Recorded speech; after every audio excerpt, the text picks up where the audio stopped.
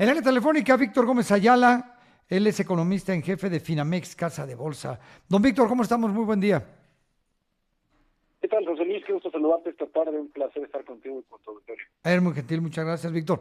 ¿Qué te parece este anuncio? Es una muy buena inversión, eso pues genera confianza, ¿no? Pues mira, yo creo que viene como resultado de algo que ya habíamos estado viendo de alguna manera acá en Finamex desde las cifras de finanzas públicas del viernes. Y este anuncio, desde mi punto de vista, confirma esto, que del lado de la Secretaría de Hacienda sí existe un esfuerzo para este año concentrado en reactivar los mecanismos de inversión pública. Y esto es relevante porque más allá del efecto cuantitativo, que lo tiene, es mucho más significativo el cualitativo, es decir, importa la magnitud, importa la cantidad del anuncio, importa los sectores en los que se está anunciando, pero es mucho más relevante destrabar ciertos sectores donde la participación del sector público genera confianza. ¿Para qué? Para que las participaciones del sector privado lleguen, ¿Como ¿no? cuáles, Entonces, como cuáles, creo, Víctor? pues mira, dentro del plan hay consideraciones en temas de energía, de Ujú. infraestructura, de agua. Justo hoy se hace un anuncio conjunto México-Estados Unidos en el tema del agua, que creo que va a ser un punto de acuerdo relevante para la revisión del TEMEC de julio.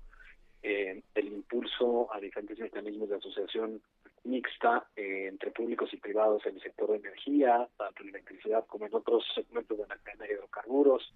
Eh, y también, pues, está la parte de logística, ¿no? Donde el tema carretero y otros no tan explícitos en el programa, pero que deberían estar incluidos como puertos y aeropuertos, son medidas que la presencia del sector público y la presencia del gobierno como inversionista le compensan mucho de la incertidumbre que puedan generar otros aspectos a la inversión privada. Sí.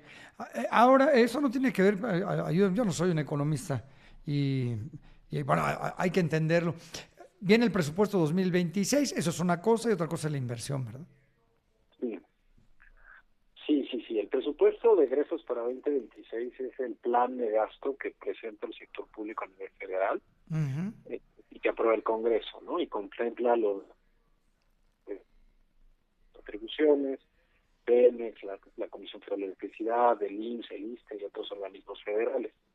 Y al final de cuentas es eso, un plan de ejecución del gasto con algunas partes que son mucho más rígidas, por ejemplo, el pago de la deuda o las Ujú. participaciones a las entidades, y otras que tienen cierto margen de maniobra, ¿no? Y la parte que tiene margen de maniobra es la de la inversión, porque pues hay proyectos que si no despegan o no existe el espacio presupuestario para emprenderlos, pues se posponen, ¿no?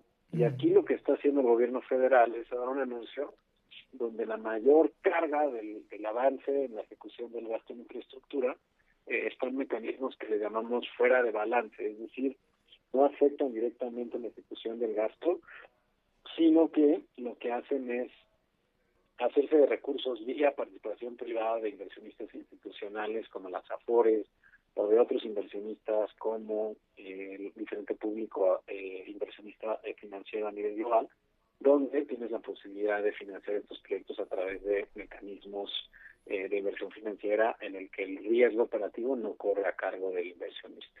Ok.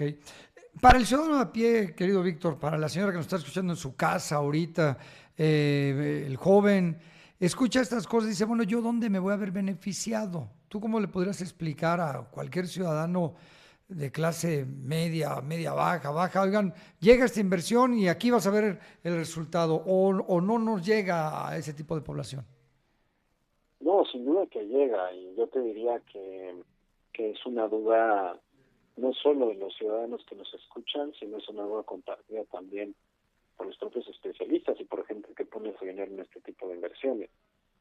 A final de cuentas, el impacto económico que tiene gastar en los proyectos de inversión, el directo, sin duda, pues es la construcción de los proyectos, ¿no? Que haya mejores carreteras, que haya mejores puertos. Si hay mejores puertos, pues entonces la conectividad con el exterior es mayor, los Ujú. tiempos de entrega de la mercancía se aceleran, la facilidad de comerciar con otros países crece, etcétera, etcétera, ¿no?